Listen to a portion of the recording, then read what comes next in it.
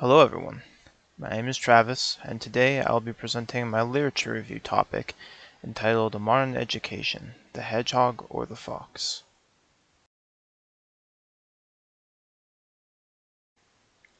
The agenda for this presentation will be as follows, opening with a thesis statement and then following it up with background and definitions, then moving into the supporting views and the opposing views, a couple slides for the textbook analysis, and finally the conclusion and my own personal views on the subject.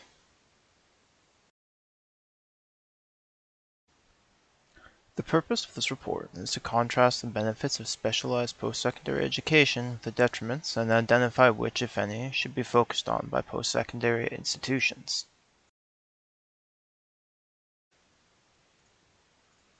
So what is the purpose of post-secondary education?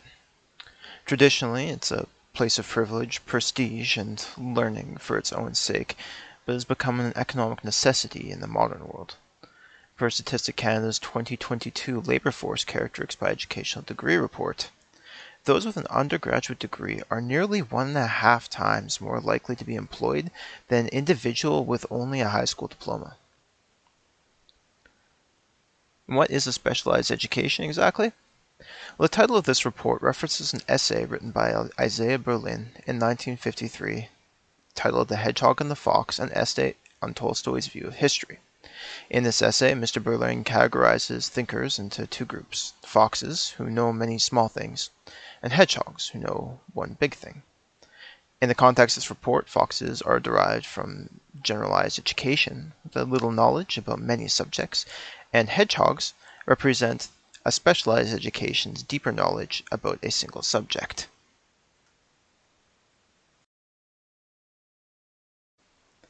The first supporting view is that of employee job security. There are strong economic incentives to specialized education for individuals and organizations. Anderson's 2020 article for LinkedIn states that the most in-demand skills or knowledge in the workplace include that of blockchain, cloud computing, analytical reasoning, and artificial intelligence, which are hardly approachable subjects. Statistics Canada's 2022 Labour Force Survey reports that 56.1% of employers report skill gaps in their workforce, with the highest gaps being in technical, practical, or job-specific skills. An employee who has the opportunity to develop these skills through their education will have better job security and thus more leverage in pay negotiations. From the employer's side, having more reliable employees is better long-term for the business, as per Navarro's 2022 article, The Real Cost of Recruitment, the cost of finding a new employee can be 3 to 4 times their salary. For the opposition, it can be argued that specialized education denies the opportunity for young adults to explore their options career-wise. It's important for them to be careful in their educational decisions, as it becomes quite costly to attend post-secondary in both time and money later in life. In fact, Statistics Canada's most recent survey on participation rate in education reports that only 12% of adults aged 25 to 29 years old and a mere 6% from the 30 to 34 age group attended post-secondary education in the 21-22 school year. There is also the possibility for a specialized education to deprive students of the opportunity to develop adjacent skills. In his 2022 article, Stowers defines them as being related to a competency or experience an employee already has, enabling them to increase the understanding of their job role and be more efficient. The development of these skills can be important, as employees frequently end up fulfilling more roles than their job description implies, with Zen Business's 2020 article reporting that individuals typically fulfill 2 1/3 roles apart from their informal role.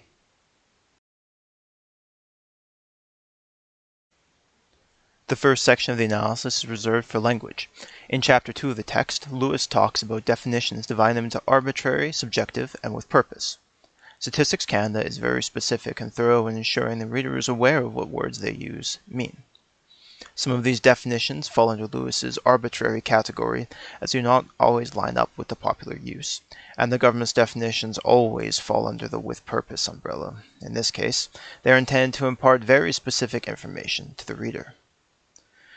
Both Stowers and Navarro make use of emotional appeals, as described in Chapter 8 of the text.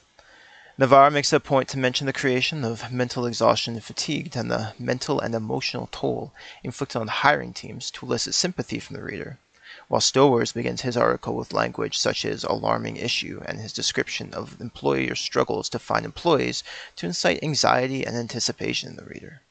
Compare this to the article from Zen Business, who uses flat and simple language to convey their information. Finally, Anderson's 2020 article and Navarro's 2022 article both make appeals to good character. Anderson mentions Daniel Goleman's views, but not without making sure to mention his status as a best-selling author, and Navarro quotes Eddie Goldberg, mentioning his co-authoring of a successful book. This supports the character of the individuals, as there is some prestige associated with authorship. These could also qualify as appeals to popularity, as their status as authors implies that their ideas are widely respected.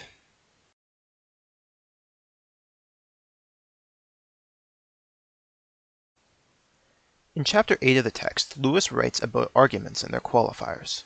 Both Statistics Canada and Zen Business are rated highly when it comes to objective evidence, measurement, and testability, as these are all qualities of effectively produced research. These sources support their data with an exceptionally detailed methodology, allowing the reader insight into how the data was gathered. This compares favorably to Anderson's article, which doesn't provide the source data, only offering a somewhat vague methodology, as well as Stowers and Navarro's articles, which unfortunately primarily cite secondary sources. Lewis has devoted the entirety of Chapter 7 to Internet media and its evaluation. One of the subcategories discussed is that of purpose, as in, what is the purpose of this media? Some articles are informative, such as those written by Anderson and Business, providing insight into a subject, and some are persuasive in nature, such as those from Nate and the University of Alberta, as they attempt to convince the reader of the future of their organization. The sources cited feature several other literary devices that don't fit into the two previous categories.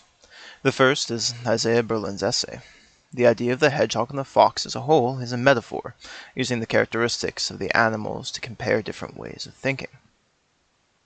Mr. Berlin uses this metaphor to develop archetypes as a pattern of thinking, which he then applies to notable thinkers and writers, both historical and of his time. Zen Business's article makes use of imagery, using the mental image of an individual wearing many hats to describe an individual with many roles in the workplace. This is also an example of metonymy, where the hats from the previous example are synonymous with a variety of jobs.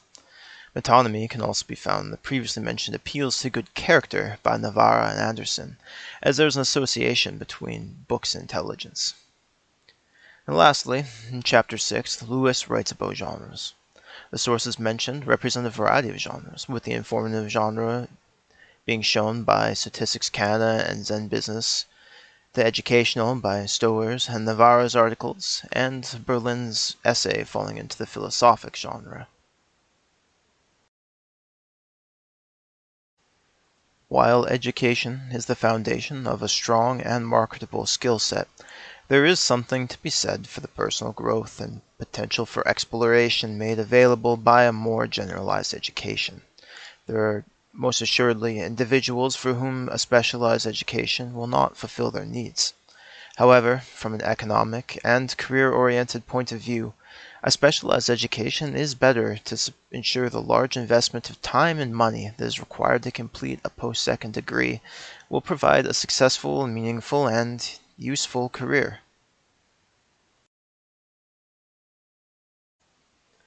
As for my personal opinion, due to my experiences with post-secondary education, not just here at NAIT, but also previously at the U of A when I was younger, I definitely feel as though there's a bit of a disconnect between what's taught in school and what's necessary to, be a productive member of society, to have a successful career, to, actually do a job. I feel as though post-secondary institutions could be more forthcoming with the career opportunities that are afforded from their programs, and they could be more agile, I guess, in terms of teaching relevant skills to students. Though I do recognize the difficulty in foretelling what skills will be in demand, especially with the speed at which things change these days and the acceleration of information. I do also appreciate that there are more focused programs available, but they still don't seem to teach applicable skills. They focus more on providing knowledge that's easily forgotten and occasionally difficult to apply.